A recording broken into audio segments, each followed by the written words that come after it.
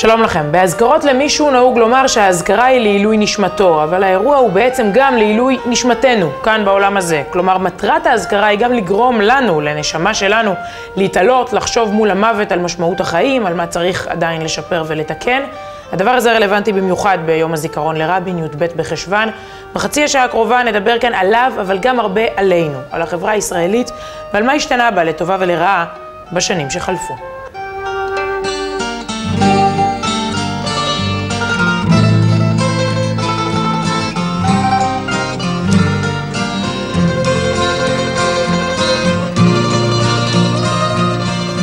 שוב שלום, כדי להמחיש כמה זמן כבר חלף, אפשר לפתוח בעובדה הבאה. הדור שהתגייס השנה לצה"ל אפילו לא נולד כשרבין נרצח. שלום ליועץ התקשורת, מנהל הלשכה של רבין לשעבר, איתן הבר, מי שבישר גם לעיני המצלמות על הרצח. שלום. שלום, ערב טוב. שלום ליועץ התקשורת הבכיר אבי בניהו, לשעבר דובר צה"ל, מפקד גלי צה"ל, וגם יועץ התקשורת של רבין בזמן הרצח. קצת. ערב טוב. נדבר על התקופה הקצרה אבל המשמעותית הזאת, ושלום חבר הכנסת לשעבר צבי הנדל, איש האיחוד הלאומי, מפד"ל דאז. שלום, שלום. אולי לפני שנגיע לשאלה, איפה היית כשרבין נרצח, ניתן תזכורת. התחלתי בעובדה שאותי קצת היממה כשגיליתי אותה, בניהו, אני לא יודעת אם גם אותך, שבעצם מי שמתגייס השנה לצה"ל נולד אחרי רצח רבין. הזדקנו. חוץ מזה, זה גם מה שאני חשבתי. אבל הם שמעו על רבין, והם יודעים מה זה רבין ורצח רבין, וגם זה היום בעידן של היום לא דבר מובטח, ובזה נחמתנו קצת. אני רוצה שנחזור רגע, גם לטובתם אולי גם לטובתנו, לתזכורת של אירועי אותו הלילה, ואז נתחיל, הנה. דרך השלום, מאשר דרך המלחמה.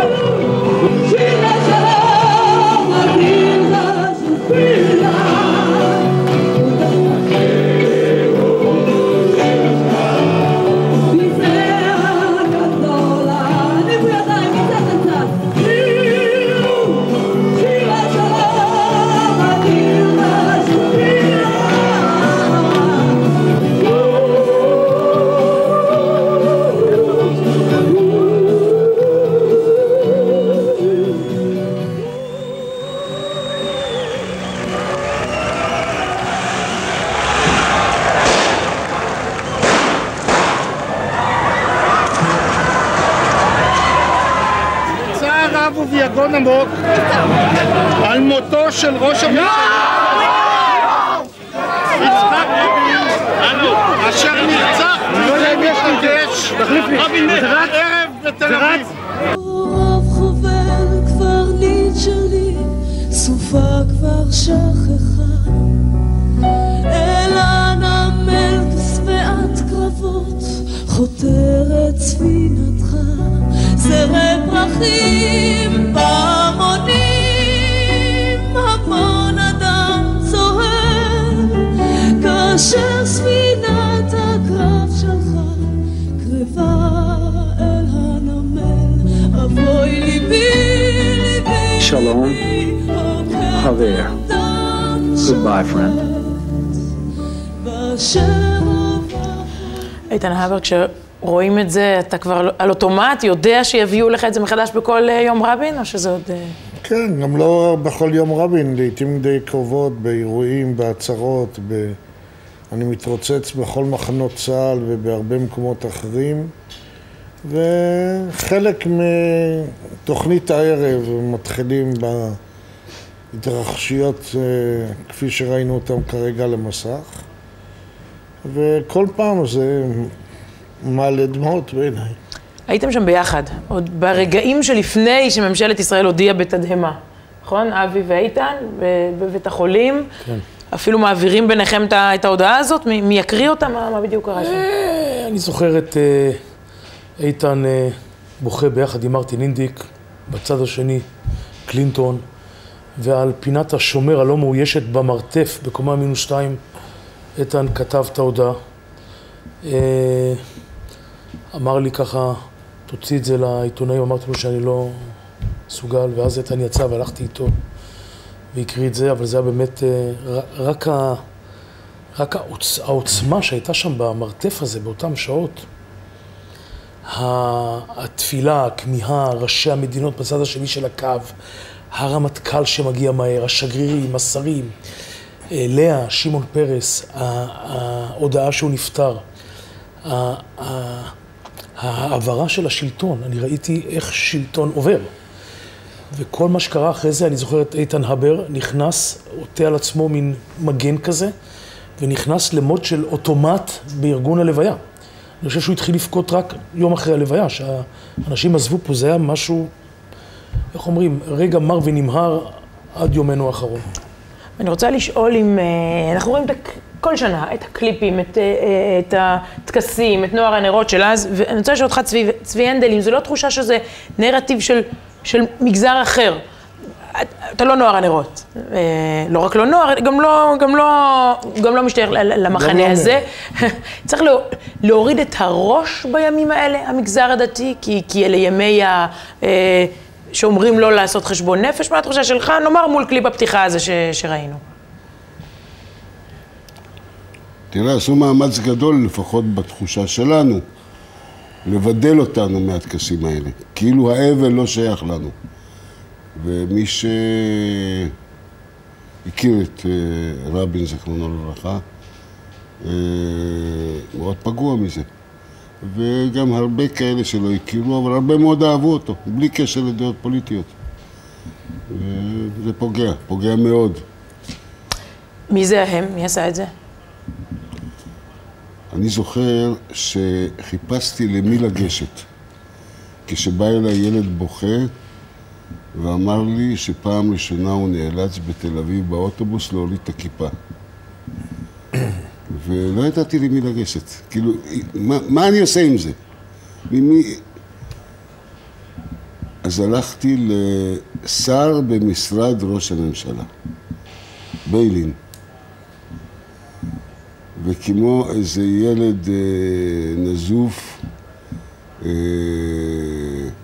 מול פסיכולוג גדול, למרות שאני הגדול והוא הקטן, הוא שמע את טענותיי, נתן לי הרגשה שזה מאוד מזעזע אותו, אבל זאת הייתה התחושה, הייתה תחושה קשה מאוד. כן, אני מוכרח לומר שאני צריך לבדוק את עצמי פעמיים ושלוש, אבל אני די מזדהה עם דברים שאמר צביקה הנדל כאן. כמעט מהיום השמיני אחרי השבעה ליצחק רבין, ומאז ועד עצם היום הזה, אני דוגל במחשבה או באמירה שאנחנו צריכים לדאוג יותר, אנחנו, הסביבה הקרובה ליצחק רבין, צריכה לדאוג יותר לשימור זכרו של האיש, ופחות למחלוקת הפוליטית. וניהלתי שיחות יותר מפעם אחת עם אנשי גוש אימונים בזמנו, עם ישראל הראל ואחרים, והגעתי איתם למסקנות שאפילו, אני זוכר, באחת ההצהרות יביאו 100 אוטובוסים מכל ההתנחלויות.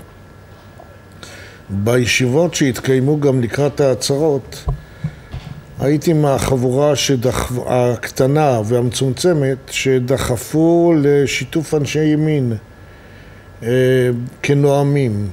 ואלה שנאמו בעצרת כאנשי ימין, אני חושב שיש לי חלק באהבתם, אבל אני יכול לומר, אין לי שום ריב, ואני מבין את האנשים שמבקשים להפוך את עצרות רבין, את זכר רבין, להתנצחות פוליטית. יצחק רבין לא מת בגלל מריבת שיכורים או מריבה בין בעל ואשתו, הוא מת בגלל פעילותו הפוליטית.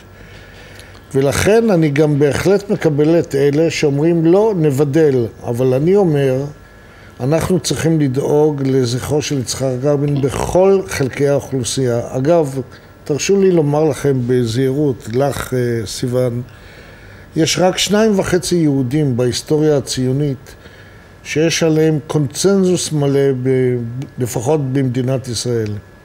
האחד זה בנימין זאב הרצל וכולנו יודעים, והשני, לא תאמיני, זה יוסף טרומפלדור. אני אמרתי 2.5 כי מתחיל להתגבש קונצנזוס על דוד בן גוריון. אנחנו עדיין בהתהוותו, זה עוד לא ברור.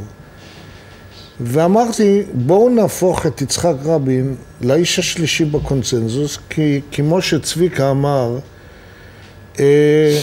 היה לו יחס מיוחד גם לאנשים שיושבים מעבר לקו. נכון שהוא הביא את הסכמי העקרונות עם אש"ף, נכון שהיו לו התבטאויות לא תמיד מוצלחות, אבל בסך הכל כבן להתיישבות העובדת, למפלגת העבודה, שאני לא הייתי אף פעם חלק ממנה, הייתה לו הערכה לחבורה הזאת. כן, אבי בניהו, משהו במיתוג, ואתה מבין במיתוג יותר מכולנו. משהו במיתוג היום הזה התפספס. לא הכל מיתוג. אני מתקומם על ההדרה של הציונות הדתית מהאירועים של זכר רבין. ולו בגלל שאי אפשר להאשים את כל גולני, בגלל שיצא רוצח ששירת כחייל קרבי בגולני. ואי אפשר להאשים את כל הפקולטות למשפטים, בגלל שיצא מפקולטה למשפטים, שזה יותר מטריד אותי מזה שאם הייתה לו כיפה או לא הייתה לו כיפה. וכמו שאפשר לעשות את זה עם דתיים. הוא כמעט היה גם עורך דין. כמעט היה עורך דין, הוא היה לוחם בצה"ל, והוא היה סטודנט למשפטים, בוגר משפטים, והוא היה גם עם דעה פוליטית ועם כיפה. זה מקומם אותי מאוד, דווקא אולי כחבר קיבוץ של השומר הצעיר. כי אני, יצא לי לא כמו איתן הבר, להכיר את יצחק רבין. הוא איש התיישבות ואיש ביטחון, איש מגל ואיש חרב, שהייתה לו פינה חמה בלב, והייתי איתו בסיורים שם. בהתיישבות הוא ראה באנשי גוש קטיף חלוצים, והוא ראה באנשי המנה ששמו, יכול להיות ויכוח פוליטי. סיוון, הייתה לו הערכה עמוקה, ואני מרשה לעצמי לומר גם סוג של אהבה.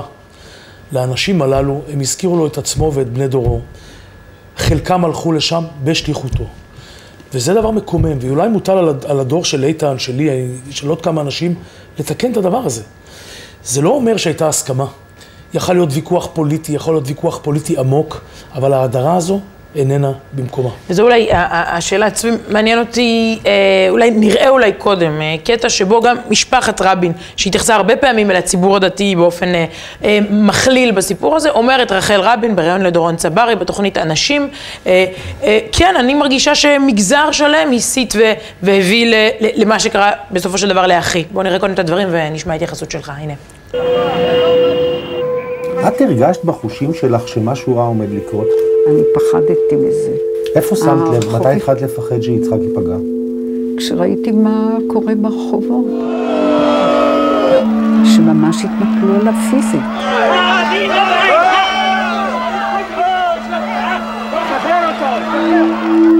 הרי אם אתה רואה את התמונות שהיו אז בכיכר ציון, המונים שאגו בדם ואש את רבין לגרש.